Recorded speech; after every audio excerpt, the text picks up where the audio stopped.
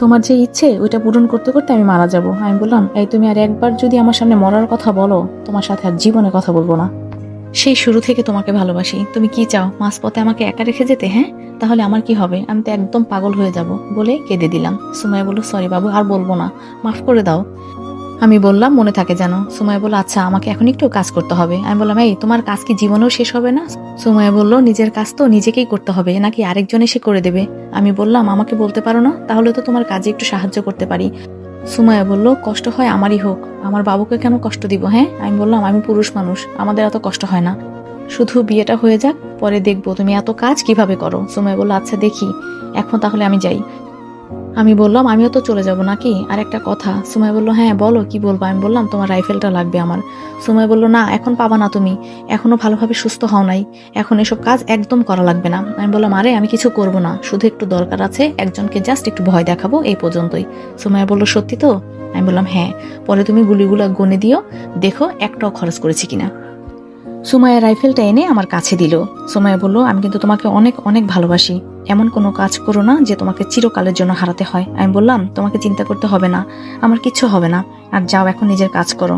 গুলিটা পেছনে লুকিয়ে ওপরে উঠে গেলাম। আমার রুমে গিয়ে শুয়ে শুয়ে ফেসবুক চালাতে লাগলাম। হুদাই ফেসবুক ঘোরাঘুরি করি কেউ আছে কিনা। একটা মেয়ে যদি ফেসবুক বন্ধু হতো তাও ভালো হতো, বলতে পারতাম ফেসবুক চালিয়ে কিছু তো করেছি। হঠাৎ একটা আইডি থেকে মেসেজ এলো। আইডিটার নাম কষ্টের জীবন। বুঝতেছি না এটা ছেলে না মেয়ে। প্রথমে মেসেঞ্জারে একটা মেসেজ দিয়ে সালাম দিলাম। আমি বললাম, আসসালামু আলাইকুম। অপর দিক থেকেও সালামের রিপ্লাই এলো, কেমন আছেন আপনি? আমি তো বললাম, এই তো আলহামদুলিল্লাহ ভালো। আপনার নাম তো রেদোয়ান, তাই না? আমি বললাম, হ্যাঁ। আপনি কি করে জানলেন আমার নাম? আপনার সম্পর্কে আমি আরো অনেক কিছুই জানি। আমি মনে মনে চিন্তা করছি, কে হতে পারে, মেয়ে নাকি ছেলে, এটাও তো জানতে পারছি না। আবার বলে আমার নামও জানে, আমাকেও নাকি চেনে। কি হলো, উত্তর দেন না কেন? আমি বললাম, কি বলবো, আপনি তো আমাকে চেনেন, আচ্ছা আমার নামটাও জানেন, কিন্তু আমি তো আপনাকে চিনি না। বললো, পরি, পরি আমার নাম। আমি বললাম, পরি পরি আবার কেমন নাম? দুই পরি আপনি কিভাবে? আরে না না, আমার নাম দুই পরি না, আমার নাম পরি। আমি বললাম, ও তাই বলেন, আমি তো আপনাকে চিনতে পারছি না, এই নামের কাউকে আমি চিনি না তো। পরি বললেন, চিনবেন চিনবেন, সেই সময় এখনো আসে নাই, তবে আমি আপনার খুব কাছের মানুষ। আমি বললাম, আমার কাছের মানুষ আর আমি চিনতে পারছি না? ধুর, কিছুই তো মাথায় ঢুকছে না, আপনি চিন্তা করতে থাকেন, বাই। আমি বললাম, এই যে একটা পিক তো দিয়ে যান, তাহলে তো আপনাকে চিনে ফেলি। কিন্তু কোনো উত্তর নাই, অফলাইন হয়ে গেছে। কি একটা চিন্তায় ফেলে গেল। আবার বলে আমার নাকি কাছের মানুষ। এই কথা যদি সুমাইয়া জানতে পারে, আমার হাড্ডি গুড্ডি মনে হয় আর রাখবে না। কেন যে ফেসবুকে ঢুকতে গেলাম, এক ঝামেলা শেষ হতে আরেক ঝামেলা। তবে আমার বুকটা যেন থরথর করে কাঁপছে, মনে হচ্ছে যেন সামনে কোনো ঝড় হবে। এমন কেন মনে হলো আমার? না না, এসব কিছুই হবে না। কি সব একা একা চিন্তা করছি, আমার মাথায় যা আসছে তাই চিন্তা করছি। দেখতে দেখতে রাত 9টা বেজে 40 মিনিট হয়ে গেল। সব ঠিকঠাক করে রুম থেকে বের হলাম। ইসি দেখি ও রুমে পড়ছে। আমি বাসা থেকে বের হয়ে সরাসরি আমার দেওয়া ঠিকানায় চলে গেলাম, কিন্তু এখনো একজনেরও কোনো খবর নাই। কিছুক্ষণ পর দেখি সবাই চলে আসছে ওরা, তবে এসেই আমার দিকে রাইফেল তাক করে আছে। সুমন বলল, স্যার নিয়ে আসছি, তবে ওরা জেনে গেছে যে আপনি মন্ত্রীর আন্ডারে কাজ করেন। আমি বললাম, তোমরা সবাই আমাকে মারতে চাও তাই তো? আপনি মন্ত্রীর লোক, আপনাকে বিশ্বাস করা যাবে না। ওদের মাঝ থেকে একজন বলল। আমি বললাম, আচ্ছা বিশ্বাস না হলে বন্দুক তাক করে রাখো, সমস্যা নেই, আমি এখন তোমাদের কিছু বলতে চাই। ওরা বলল, কোনো চালাকি করবেন না তো? আমি বললাম, তোমাদের এত লোক আর আমি একা, চালাকি করব এমনটা কি করে হয়? ওরা বলল, তা অবশ্য ঠিক বলেছেন। আমি বললাম, তোমরা যে মেয়রের আন্ডারে কাজ করো, তোমাদের বেতন কত করে দেয়? আমাদের বেতন দিয়ে কি করবেন? আমরা মেয়র সাহেবের জন্য, বিশ্বাসের জন্য কাজ করি। আমি বললাম, তোমাদের বেতন ও যত দেয় তার থেকে দ্বিগুণ টাকা আমি তোমাদের দেব, আমার আন্ডারে কাজ করো। এর মধ্যে একজন বলল যে আমার অনেক টাকা দরকার, শুধু টাকা, আমি আপনার সাথে কাজ করব। আমি বললাম, তাহলে আমার পিছনে এসে দাঁড়াও। আর কেউ আছে? একবার চিন্তা করে দেখো, বউ বাচ্চা সুখে থাকবে, গাড়ি বাড়ি সব করতে পারবে। এখন আর কেউ কিছু বলছে না। আমি বললাম, দিনে দিনে তোমাদের বেতন আরো বাড়ানো হবে, আর এখন চিন্তা করো, এই অফারটা আর থাকবে মাত্র 1 মিনিট। আস্তে আস্তে সবাই রাজি হয়ে গেল। আমি বললাম, সবাই তাহলে রাজি? সবাই একসাথে বলল, জি স্যার। আমি বললাম, আর টাকার সময় মতো পেয়ে যাবা, এসব নিয়ে চিন্তা করতে হবে না। তোমরা এখন মেয়রের সাথে গিয়ে কাজ করবে ঠিকই, কিন্তু আমার হুকুম মেনে। ওকে আমি না মেরে শান্তি পাবো না। কিন্তু স্যার বুঝলাম না, আপনি মেরে ফেলবেন কেন? আর যখন আপনি মেয়র আর মেয়রের ছেলেকে মেরে ফেলবেন, তখন আমাদের কি হবে? আমাদের কাজ থাকবে কি তখন? আমি বললাম, হ্যাঁ এটা অবশ্য ঠিক কথা বলেছ, তবে তোমাদের যেহেতু আমি কাজ দিয়েছি, সেহেতু তোমরা সবাই আমার আন্ডারে কাজ করবে। কয়েক মাস চাকরি করে তারপরে বাদ হয়ে যাবে, জিনিসটা এমন না। আমি কাজ দেব, তোমরা কাজ করবে, ঠিক আছে? সবাই একসাথে বলে উঠল, জি স্যার অবশ্যই, আজকে থেকে আমরা সবাই আপনাকে বস মানি। আমি বললাম, সাবধান, কেউ যদি আমার সাথে বিশ্বাসঘাতকতা করো তাহলে কিন্তু আমি তাকে মেরে ফেলবো, যদি আমি ধরতে পারি। পরিবার সবাইকে শেষ করে দিব। আমরা কি কেউ চাই একজনের জন্য পুরো পরিবারকে হত্যা করতে? আশা করি সবাই বুঝতে পেরেছো। আর এখন সবাই যাও, সুমন তোমাদের সবটা বুঝিয়ে বলবে কখন কি করতে হবে। জি স্যার বলে ওরা চলে গেল। আমি বললাম, সুমন তুমি কি বাসায় চলে যাবা? সুমন বলল, স্যার নতুন বিয়ে করেছি তো যেতে হবে। আমি হাসলাম, বিয়ের প্যারা বড় প্যারা, যাও।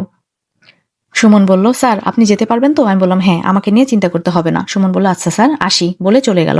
ঘড়িতে দেখি রাত 11টা বেজে গেছে। হেঁটে হেঁটে বাড়ির দিকে যেতে লাগলাম। তবে এই শহরটা বড়ই অদ্ভুত। আমি এত ভয় পেতাম এই শহরটাকে বলার বাইরে। আজকে অনেক লোকের বস, ভাবতেই যেন কেমন লাগে। বড় কথা হলো, 1 লাগবে টাকা, 2 লাগবে সাহস। এই শহরে বাঁচতে গেলে সাহসের খুব প্রয়োজন। তবে আমার বড় কিছু হওয়ার খুব ইচ্ছে আছে, দেখি সামনে কি হয়। বাসার সামনে আসতে দেখি সুমাইয়াদের বাসার দরজা খোলা। দেখে আসি ওরা কি করে। আমিও ঢুকে গেলাম। দেখি আঙ্কেল আর আন্টি বসে আছে। আমাকে দেখে আঙ্কেল বলল, কি বাবা এতক্ষণ কই ছিলা? তোমার মা বলল তুমি নাকি কই গেছো।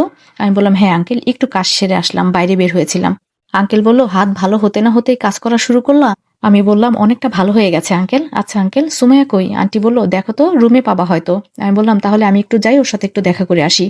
তা না হলে বেচারি আবার আমার জন্য চিন্তা করবে। আঙ্কেল আমার কথা শুনে হেসে বলল, ঠিক আছে যাও। আমি সুমাইয়ার রুমে গিয়ে দেখি শুয়ে আছে। আমি রুমে গিয়ে দেখলাম সুমাইয়া শুয়ে আছে, ও এখনো ঘুমায়নি। আমি ওর উপর লাফ দিয়ে উঠে বসলাম। সুমাইয়া বলল, ও মা গো, মরে গেলাম। আমি বললাম, এই যে আমি। সুমাইয়া বলল, এজন্য তুমি আমার উপর লাফ দিয়ে উঠে বসবা? আমি বললাম, হ্যাঁ, একেবারে তো তুলার মতো নরম তুলতুলে শরীর। সুমাইয়া বলল, এই যে তোমার কি আর খেয়ে দিয়ে কাজ নেই? এখন আমার শরীর নিয়ে পড়লা, আবার বলো তুলার মতো নরম তুলতুলে শরীর। আমি হাসলাম। আমি বললাম, সুমাইয়া তুমি এখনো ঘুমাওনি কেন? সুমাইয়া বলল, ঘুম আসছিল না। আমি বললাম, রাত জাগা ভালো না, তুমি জানো না? সুমাইয়া বলল, আমি জানি তো, কিন্তু কি করব, ঘুম আসছিল না। সুমাইয়া বলল, আচ্ছা তুমি এতক্ষণ কই ছিলা? আমি বললাম, তুমি কিভাবে জানো আমি যে বাইরে ছিলাম? সুমাইয়া বলল, ওই যে তোমার বোন ফোন করে বলেছে। আমি বললাম, দেখছো, দুধ কলা দিয়ে আমি কালসাপ পুষছি, সব সময় আমার পেছনে লেগে থাকে। সুমাইয়া বলল, এখন বলো তুমি কই ছিলা, আমার কিন্তু চিন্তা হচ্ছিল। আমি বললাম, কই ছিলাম সেটা তোমাকে চিন্তা করতে হবে না, এখন চুপ করে ঘুমাও। সুমাইয়া বলল, হ্যাঁ। দেখতে দেখতে ঘুমিয়ে গেল সুমাইয়া। আমি সুমাইয়ার মাথাটা বালিশে রেখে আস্তে করে নিচে নেমে গেলাম। আমারও খুব ঘুম পাচ্ছিল, মনে হচ্ছিল না যে আর নিজের রুমে যেতে পারবো, তাই এখানেই নিচে ঘুমিয়ে পড়লাম। বিয়ের আগে আমি কখনোই সুমাইয়ার সাথে এক বেডে শুতে চাই না। সকাল সকাল সুমাইয়ের ঘুম ভেঙে গেল। হঠাৎ দেখে আমি নিচে শুয়ে আছি। সুমাইয়া বলল, ইস, আমার বাবুটা নিচে ঘুমিয়ে আছে, এখানে ঘুমালে কি হতো? সুমাইয়ার আম্মু সুমাইয়াকে ডাকতে এসে দেখে আমি নিচে ঘুমাচ্ছি। আন্টি বলল, কিরে মা, ও নিচে ঘুমায় কেন? সুমাইয়া বলল, আম্মু ও হয়তো রাতে বাসায় যায় নাই, তাই এখানেই ঘুমিয়ে গেছে। আম্মু বলল, ছেলেটা অনেক ভালো রে, এত যে ভালো হবে আমি ভাবতেই পারি নাই। তুই ওকে ডেকে বল ওপরে ঘুমাতে। সুমাইয়া বলল, আচ্ছা আম্মু। সুমাইয়া আমাকে ডাকতে লাগলো। আমি ঘুমের মধ্যে শুনছি কে যেন আমাকে ডাকছে। সুমাইয়া বলল, তোমার ঘুম হয়নি বুঝতে পারছি, যাও ওপরে গিয়ে ঘুমাও। আমি সুমাইয়াকে বললাম, ঠিক আছে আমি ঘুমাচ্ছি, কিন্তু কিছুক্ষণ পর আমাকে ডেকে দিবে। সুমাইয়া বলল, আমাকে বলতে হবে না। আমিও ঘুমিয়ে গেলাম, কিন্তু যখন উঠলাম তখন মনে হলো আমি যেন মিষ্টি খাচ্ছি। ঘুম থেকে উঠে দেখি সুমাইয়া আমার ঠোঁটের মধ্যে ঠোঁট লাগিয়ে কিস করছে।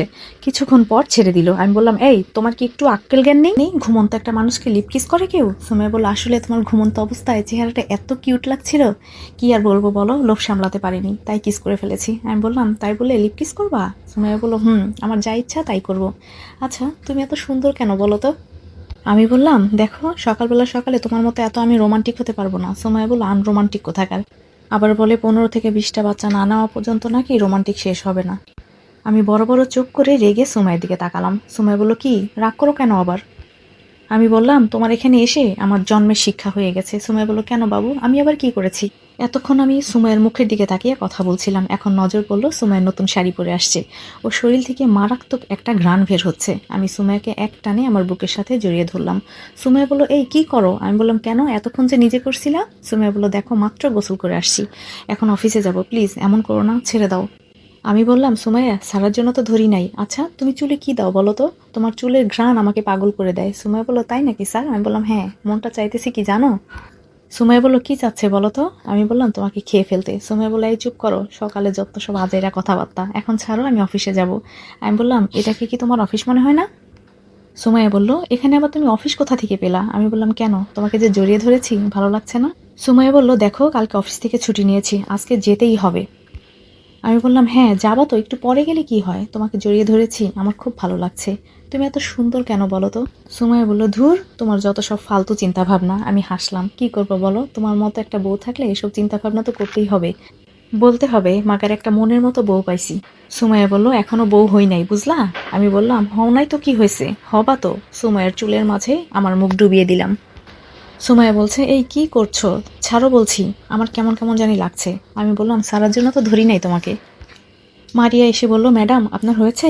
সুমাইয়াকে আমি ছেড়ে দিলাম। সুমাইয়া আমার কাছ থেকে উঠে বলল, মারিয়া আমার হয়ে গেছে, রেদওয়ান তুমি ফ্রেশ হয়ে নাস্তা করে চলে যাও, হ্যাঁ আমি অফিসে গেলাম। আমিও বললাম, হ্যাঁ যাও। সুমাইয়া রুমের বাইরে চলে গেলে মারিয়া দরজার সামনে দাঁড়িয়ে আছে। আমি বললাম, এই সেরির ঘরে সেরি, তোর জন্য আজকে একটু রোমান্টিক সিনও করতে পারলাম না, আর একটু পরে এলে কি হতো রে? মারিয়া বলল, তোরা যা শুরু করলি, দেখিস বিয়ের আগে যেন বাপু বাচ্চা কাচ্চা না হয়ে যায়। আমি বললাম, হ্যাঁ তোরে বলছে। মারিয়া বলল, তাহলে রাতে কই ছিলা চান্দু? আমি বললাম, যেখানেই ছিলাম, তাতে তোর কি? হ্যাঁ। মারিয়া বলল, মজা তো খুব মারতেছো। আমি বললাম, দেখ না জেনে শুনে একদম কথা বলবি না। মারিয়া বলল, আরে মজা করলাম, এত রেগে যাস কেন? আর আমি জানি তুই কেমন ভালো ছেলে। আমি বললাম, আচ্ছা তোর খবর কি? সুমাইয়া বলল, মারিয়া কই তুমি? মারিয়া বলল, জি ম্যাম আসছি। যাই রে রেদওয়ান। আমি বললাম, ভালো করে সবকিছু দেখে রাখিস। মারিয়া বলল, হ্যাঁ। মারিয়া চলে গেলে আমি ফ্রেশ হয়ে বাইরে চলে গেলাম। আন্টি বলল, বাবা বসো, আমাদের সাথে নাস্তা করে যাও। আমি বললাম, না আন্টি, আজকে আমার কপালে মনে হয় পিত্তি আছে, আম্মু মনে হয় রেগে আছে, আমাকে যেতে হবে। আন্টি হাসলো, আচ্ছা যাও বাবা। আমি ওপরে চলে আসলাম। ইসি দরজা খুলে দিল। ইসি বলল, আম্মু দেখো ভাই আসছে। আম্মু বলল, কিরে রেদওয়ান, রাতে কোথায় ছিলি? ইসি বলল, কই আর থাকবে, তুমি জানো না ভাবির সাথে। আমি তাড়াতাড়ি ইসির মুখ ধরলাম। আমি আস্তে করে বললাম, বোন আমি তোরে 500 টাকা দেবো, তবুও তুই আম্মুর কাছে মুখ খুলিস না। আম্মু বলল, কিরে ওর মুখে হাত ধরলি কেন? আমি ইসির মুখ থেকে হাত সরিয়ে নিলাম। আমি বললাম, হ্যাঁ আম্মু, আমার এক বন্ধুর বাসায় ছিলাম। ইসি বলল, হ্যাঁ আম্মু, ভাই আমাকে ফোন করে বলেছিল, আমার তোমাকে বলতে মনে ছিল না। আমি বললাম, যাক বাবা বেঁচে গেলাম। আম্মু বলল, বস, নাস্তা নিয়ে আসছি। আমি টেবিলে গিয়ে বসলাম। ইসি বলল, ভাইয়া দে এখন টাকা দে। আমি বললাম, কিসের টাকা? ইসি বলল, টাকা দিবি না? আমি বললাম, আমার কাছে এখন কোনো টাকা নাই। ইসি বলল, দাঁড়া, আম্মুকে সত্যি কথা বলে দিচ্ছি। আমি বললাম, এই নে বোন, তবুও মুখ খুলিস না। ইসি বলল, আসলে এই রাতে তুই কোথায় ছিলি বলতো ভাই? আমি বললাম, তুই জানিস না রাতে আমি কই ছিলাম? ইসি বলল, আমি কিভাবে জানবো তুই রাতে কই ছিলি? আমি বললাম, ইসি টাকাটা দিয়ে দে। ইসি হাসলো, টাকা তো আর তুই পাবি না। আমি বললাম, দূর, আমি কত বোকা। ওর কথায় শুধু শুধু বোকা হয়ে টাকাটা দিয়ে দিলাম। এই বুদ্ধি নিয়ে আমি কিভাবে যে কাজ করি। হঠাৎ দেখি ফোনটা বাজছে। আমি বললাম, হ্যালো কে বলছেন? সুমন বলল, স্যার আমি সুমন। আমি বললাম, হ্যাঁ বলো। সুমন বলল, স্যার আজকে ওদের কাজ কি? আমি উঠে রুমে যেতে লাগলাম। ইসি বলল, ভাইয়া কই যাস? আমি বললাম, এই তো আসছি, একটু অপেক্ষা কর। সুমন বলল, জি স্যার বলেন। আমি বললাম, আজকে ওদের খবর নাও, ওরা কি কি ব্যবসা করে আর কি কি করে সব খবরগুলো রাখতে বলো। সুমন বলল, জি স্যার। নাস্তা শেষ করে রুমে এসে চিন্তা করছি কি করব। যত তাড়াতাড়ি সম্ভব মেয়রকে মারতে হবে। ওকে তো মারা কোনো ব্যাপারই না, কিন্তু সুযোগ বুঝে কোপ দিতে হবে। হঠাৎ করে টুং করে উঠলো ফোনটা। দেখি আবার সেই দিনের আইডিটা। আমি বললাম, সেদিন এভাবে চলে গেলেন কেন? পরি বলল, এমনি, আমার ভালো লাগেনি। আমি বললাম, আচ্ছা আপনার একটা পিক দেন তো, দেখি তো আমি চিনি কিনা। পরি বলল, আপনাদের মতো ছেলেদের সমস্যা কি জানেন? একটু কথা বলতে গেলেই পিক চেয়ে বসেন। এই কথা শুনে আমার খুব রাগ হলো। এই মেয়ে বলে কি, জীবনে আমি কোনো মেয়ের সাথে মেসেঞ্জারে কথাই বলি নাই, আর এই মেয়ে বলে আমার সমস্যা। রাগে অফলাইন হয়ে গেলাম। রুম থেকে বের হয়ে আমি ইসিকে ডাকতে লাগলাম। ইসি বলল, কি হয়েছে ভাইয়া? আমি বললাম, আমি তোদের বাসায় যাবো, যাবি? ইসি বলল, হ্যাঁ ভাইয়া যাবো। আমি বললাম, আম্মু তুমি যাবে? আম্মু বলল, না তোরা যা। আমি বললাম, ইসি যা, গিয়ে রেডি হ। ইসি বলল, আচ্ছা ভাইয়া তুই একটু অপেক্ষা কর, আমি আসছি।